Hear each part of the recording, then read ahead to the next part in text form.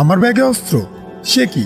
দাদা, আপনি এত সকালে কাউকে কিছু না বলে কোথায় চলে গিয়েছিলেন আর কাদের সাথে দেখা করতে গিয়েছিলেন? চুপ করে আছেন কেন? জবাব দিন। ভুল টুল দেখেছ কি? আপনারা সবাই আমাকে ভুল বুঝছেন। আমি মোটেও খারাপ লোক নই। সবটা খুলে বলুন তাড়াতাড়ি। আপনার ব্যাগে এগুলো কি? আর এত সকালে কোথায় গিয়েছিলেন আপনি? আমি তো গিয়েছিলাম মর্নিং ওয়াক। সবাই ঘুমিয়েছিল, তাই আর কাউকে ডাকিনি।